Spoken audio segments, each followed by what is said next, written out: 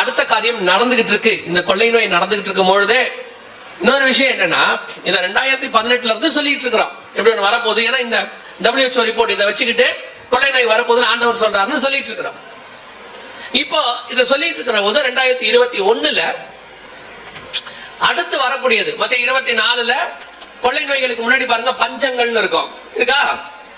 இப்ப இங்க வந்துருங்க, வெளிப்படுத்துற விசேஷத்துக்கு வந்துருங்க. 6ஆம் அதிகாரம் 5-6 வசன வாசி.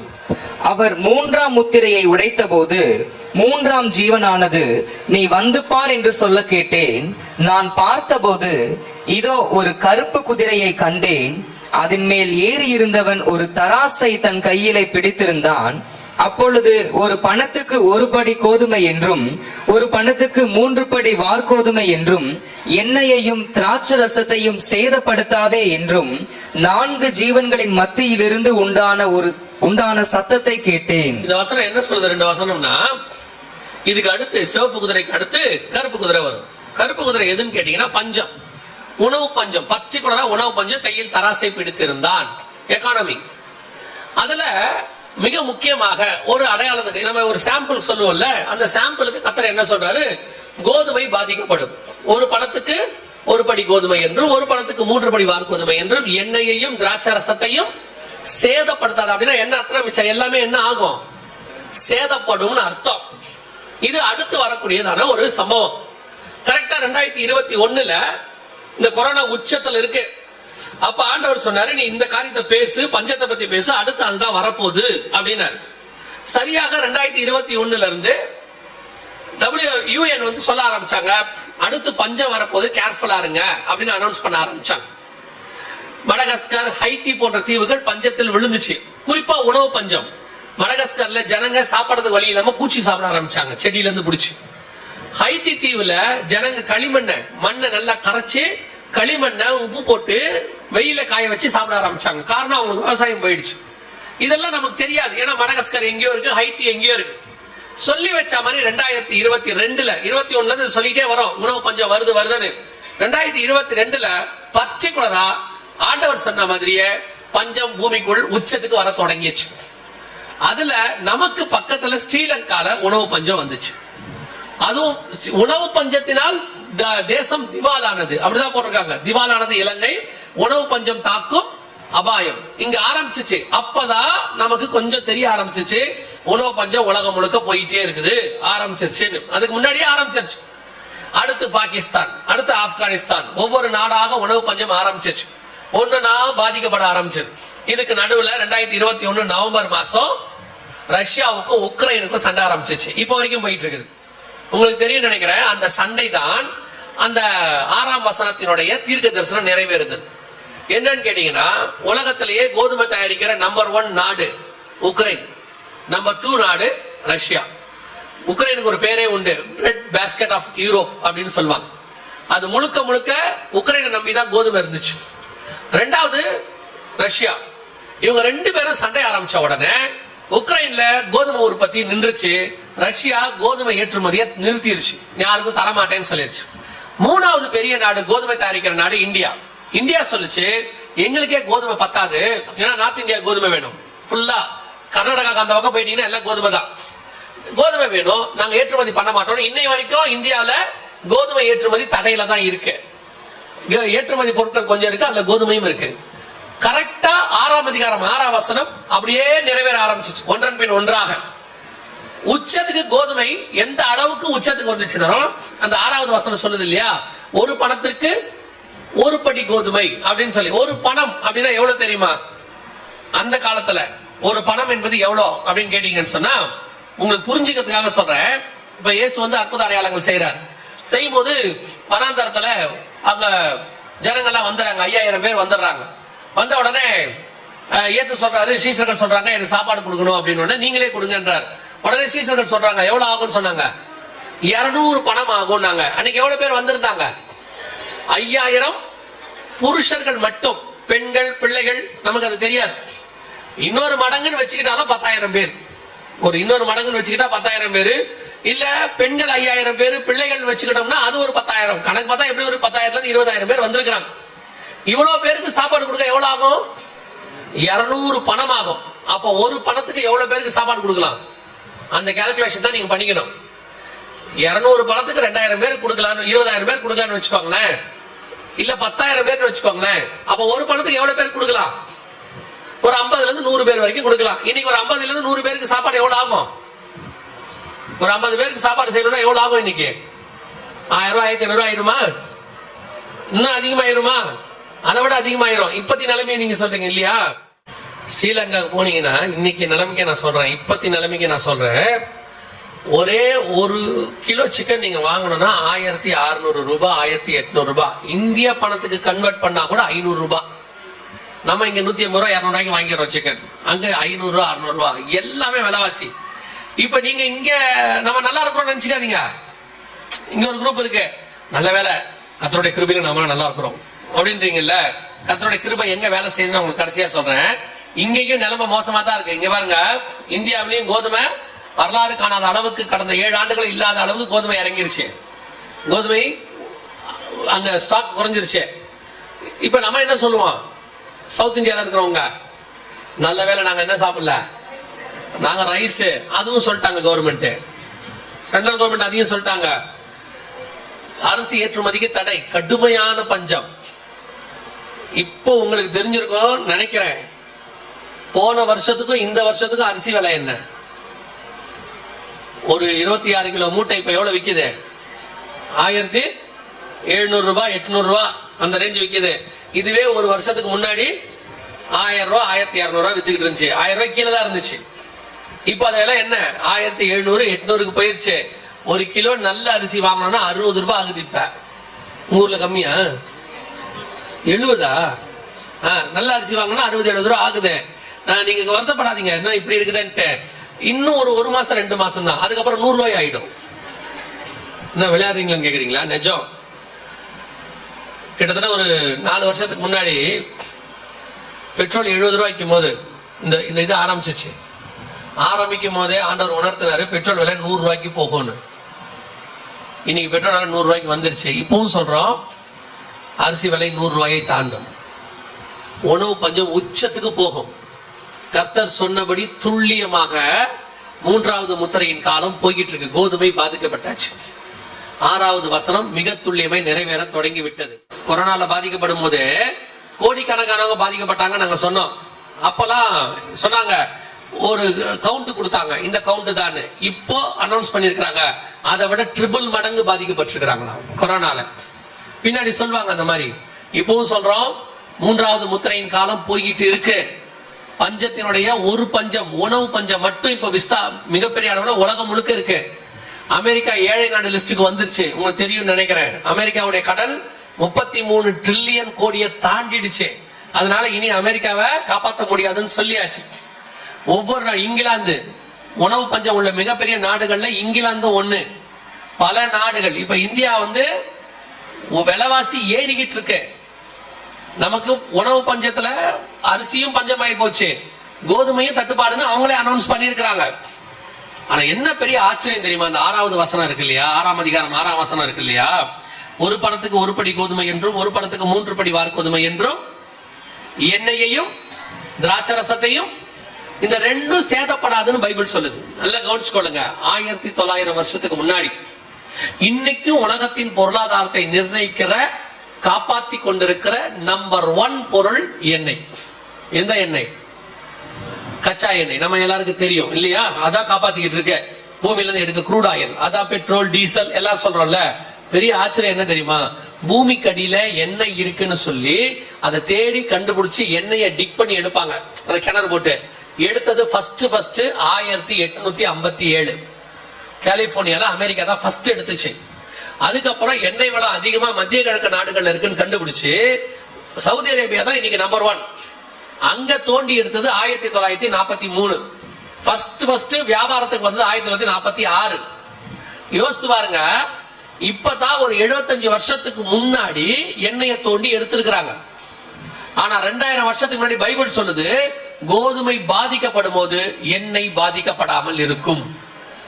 இன்னைக்கும் எண்ணெய் விலை தான் நம்மை காப்பாத்திக்கிட்டு இருக்குது. மற்ற நாடுகள்லாம் உணவு பஞ்சத்துல விழுந்துச்சு, இந்தியா விழலன்னு சொல்றோமே, இங்கேயும் உணவு பஞ்சம் இருக்கு. இன்னும் நம்ம பாதிக்கப்படாம இருக்கிறதுக்கு இந்த எண்ணெய் விலை ஒரு காரணம். இது இன்னைக்கு நம்ம காப்பாத்திக்கிட்டு இருக்குது. உலகம் முழுக்க எண்ணெய் பாதிக்கப்படாம இருக்கு. இரண்டாவது, அங்க இருக்க திராட்சை ரசம், இங்கிலீஷ்ல ஒயின் இருக்கும். இன்னைக்கும் உங்க எல்லாருக்கும் தெரியும், தமிழ்நாட்டுல இருந்து எல்லா நாட்டையும் பொருளாதாரத்துல காப்பாத்துக்கிற ஒரு மிக முக்கியமான பொருள் என்னது? ஆமா, அது ஒண்ணு இருக்கு. அதுவும் நடந்துகிட்டே இருக்கு. பைபிள் சொல்றது கடைசி காலத்துல புசிப்பும் குடிப்பும் இருக்கு இல்லையா? புசிப்பும் குடிப்பும் பெண் கொண்டும் பெண் எடுத்தும் எதுல இருக்கு? மத்தியில இருக்குல்ல. அந்த குடிப்புல ஒண்ணு இப்ப நடந்துட்டு இருக்கு, திராட்சை ரசம், ஒயின். வேதம் சொல்லுது. இன்னைக்கு 6ஆம் அதிகாரம் 6வது வசனம் நம் கண்களுக்கு முன்பாக துல்லியமாய் நிறைவேறி கொண்டு இருக்கிறது. இப்ப இது இன்னும் உச்சத்துக்கு போகும். நல்லா தெரிஞ்சுக்கொள்ளுங்க, இது இன்னும் என்ன செய்யும்? உச்சத்துக்கு போகும். எந்த அளவுக்கு உச்சத்துக்கு போகும்னா, இந்த இப்ப நான் கொடுத்த ரிப்போர்ட் எல்லாமே இஸ்ரேல் ஹமாஸ் பிரச்சனை ஆரம்பிக்கிறதுக்கு முன்னாடி உள்ளது. இந்த ஒரு வருஷம் இஸ்ரேல் ஹமாஸ் பிரச்சனை ஆரம்பிச்சு எல்லை, அந்த எல்லை யுத்தத்தின் எல்லை பெருசாகி, இப்போ ஃபர்ஸ்ட் ஹவுதீஸ்காரங்க என்ன பண்ணாங்கன்னா செங்கடல் வழியா எதையும் வர விடாம தடுத்தாங்க கப்பலை. இப்போ ஈரான் என்ன பண்ண போகுதுன்னு கேட்டீங்கன்னா, ஸ்ட்ரைட் ஆஃப் ஹார்மஸ் சொல்லுவாங்க, அவங்களுக்கு ஒரு இது இருக்கு, ஒரு கால்வாய், அது வழியா தான் எல்லா பொருளும் வரும். அதை மூட போறாங்க இப்போ ஈரான். அதை மூடிட்டாங்கன்னா டோட்டல் க்ளோஸ்.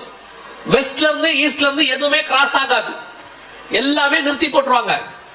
இப்ப ஈரான் யுத்தத்துல குதிச்சிருச்சு. இன்னும் வருகிற வருஷங்கள் பஞ்ச யுத்தம் ஒரு பக்கம் நடக்கும், பஞ்சத்தினுடைய உச்சத்துக்கு போகும். குறிப்பா உணவு பஞ்சம். ஏன்னா கப்பல் வராது, இந்த பக்கத்துல அந்த பக்கம் போகாது, அந்த கப்பத்துல இந்த பக்கத்துக்கு வராது.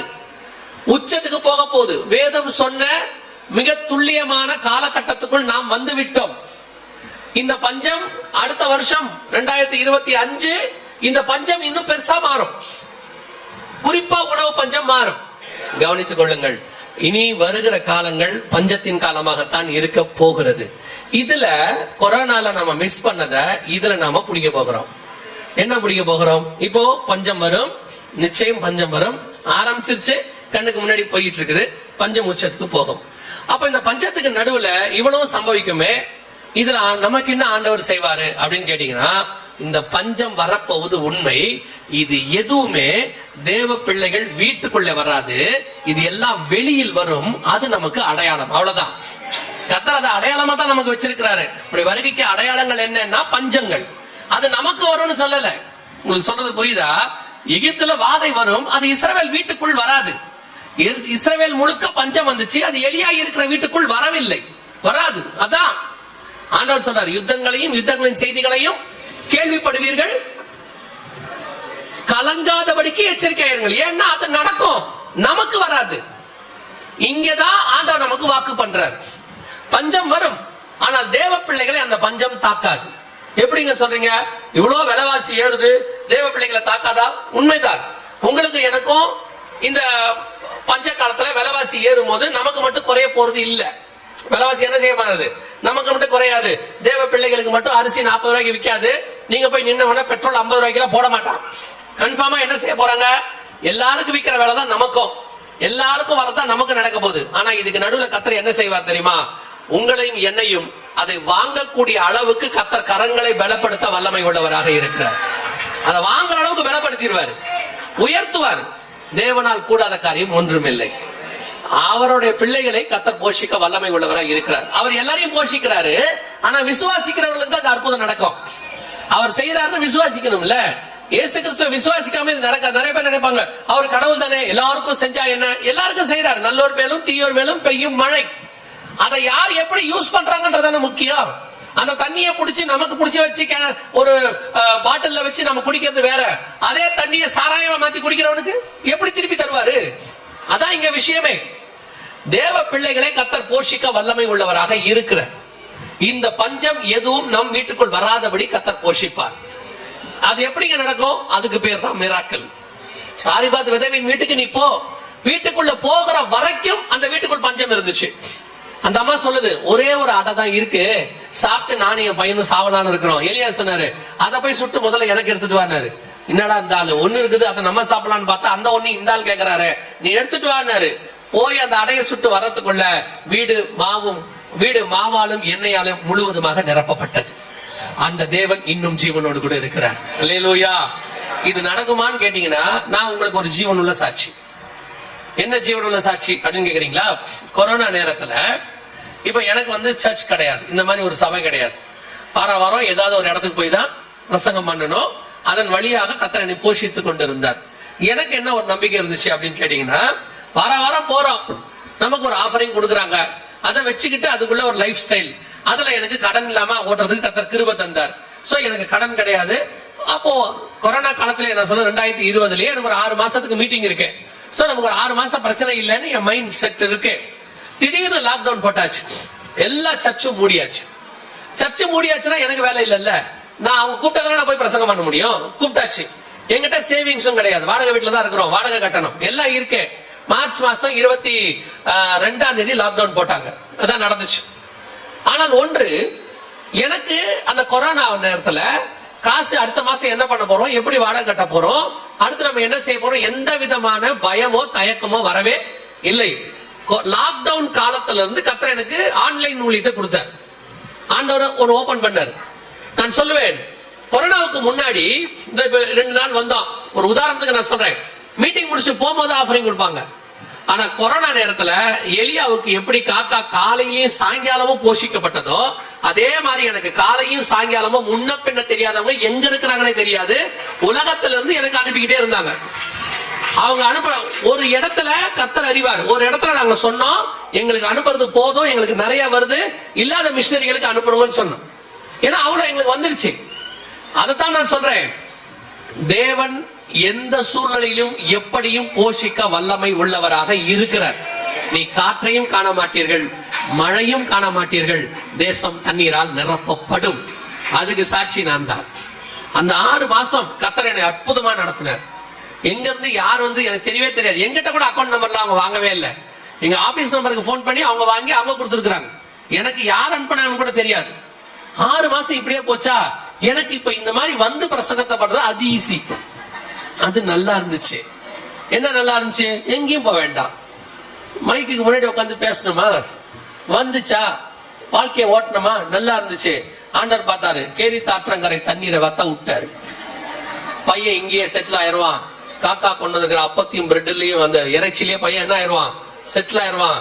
ஆண்டவர் பார்த்தாரு, தண்ணி வத்தி போச்சு மகனே, எழுந்துரு, போய் சாரி பார்த்து விதவின் வீட்டுக்கு போனாரு. அதே மாதிரி எனக்கு ஆண்டவர் பார்த்தாரு, விட்டா பையன் சோம்பேறி ஆயிடுவான் போல, ஓபன் பண்ணி விட்டாரு. திருப்பி ஓடுனாரு, திருப்பி ஓடு. அதுல ஆண்டவர் எனக்கு சொல்லி கொடுத்த ஒரு பாடம் என்னன்னா, நீ உன்னால் வாழ்க்கையை ஓட்டல, என்னாலதான் ஓட்டிக்கிட்டு இருக்கிற. உன்னை உட்கார வச்சு சாப்பாடு போடவும் என்னால முடியும், நீ ஓடும் போது சாப்பாடு போடவும் என்னால முடியும். நான் அந்த தைரியத்தில் உங்களுக்கு சொல்லுகிறேன், என்ன அடைக்கப்பட்டாலும் எவ்வளவு விலைவாசி ஏறினாலும் தேவன் நமக்கு போஷிக்க வல்லமை உள்ளவராய் இருக்கிறார். அன்னைக்கு குதிரைக்கு புல்லு கிடைக்காமல் ஆகாப்பு அலைஞ்சுகிட்டு இருக்கிற காலத்துலதான் எலியா இந்த வீட்டுக்குள் மாவும் எண்ணெயும் குறைவுபடாமல் இருந்துச்சு. அந்த தேவன் இன்னைக்கும் போஷிக்க வல்லமை உள்ளவர். இது முதலாவது நீங்கள் தெரிந்து கொள்ள வேண்டியது.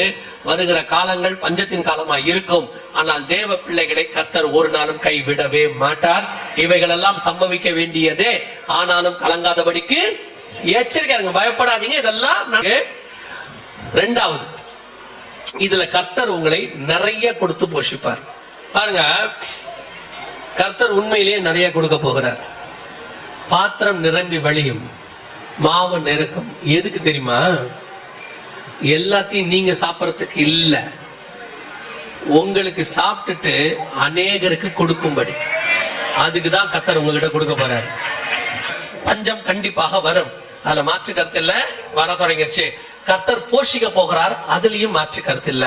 ஆண்டவர் நிறைய கொடுக்க போகிறார். 5000 பேருக்கு சாப்பாடு கொடுத்துட்டு மீதி 12 நிறைய கூட எடுத்த தேவன் அவர். அவர் எப்பவுமே மீதி கொடுக்கிற ஆண்டவர். ஆண்டவர் எப்பவுமே அப்படிதான் வச்சிருப்பாரு. எதுக்கு அந்த மீதி தெரியுமா? அவர் எக்ஸ்ட்ராவா கணக்கு போடல, ஏதோ வேஸ்டா போட்டோன்னு இல்ல.